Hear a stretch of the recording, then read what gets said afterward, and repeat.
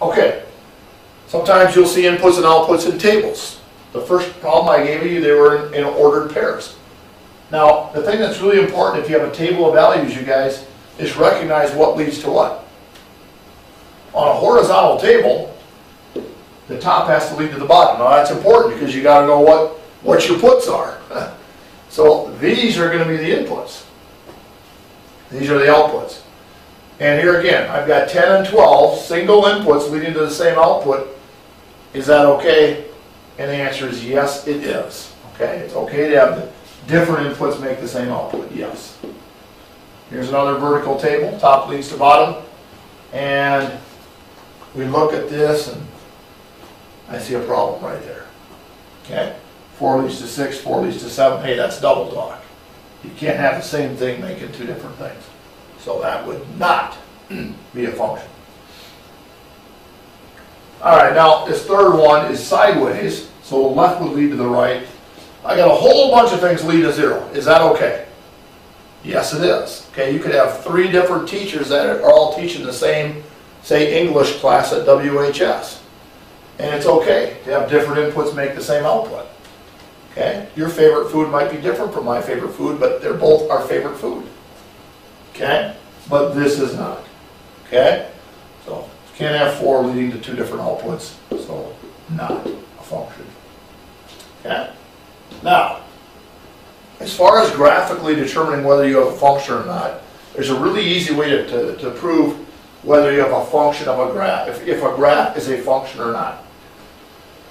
So if I look at these right here, and I look at every input is different, I'll plot these real quick. 1, 2, 2, 3, 4, 5, 5, 5, and that's not a problem. I can have 4 and 5 both leading to 5.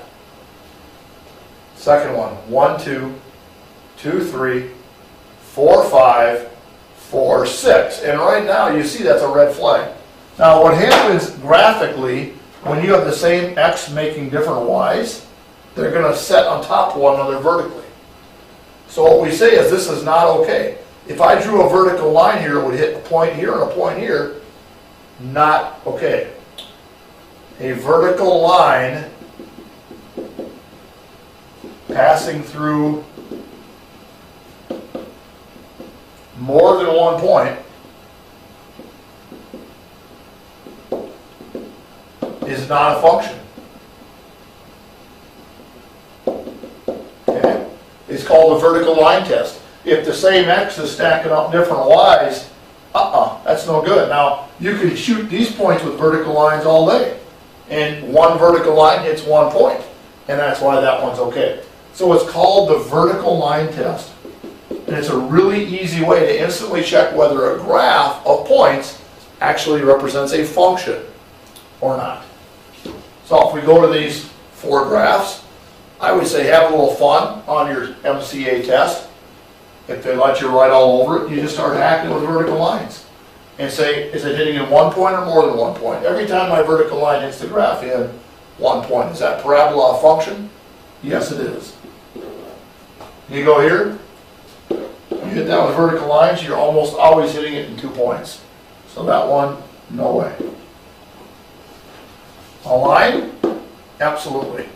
You're only hitting it in 1 point every time you do the vertical line test. This circle, hitting it 2 points all the time, not a function. Okay? So remember this about functions. If you're going to have an input, it has to lead to its own output. One input cannot make more than one output. You can have all sorts of inputs that make the same output. Some people have riding lawnmowers, some people have push lawnmowers, some people have yard tractors. They all cut the grass. Okay? But if you're mowing with your lawnmower, the output is to mow grass. It's not to do something else at the same time. Okay? So that's it. I hope that helps in determining whether or not you have a function with points or with a graph. Thanks again, and we'll see you on the next video.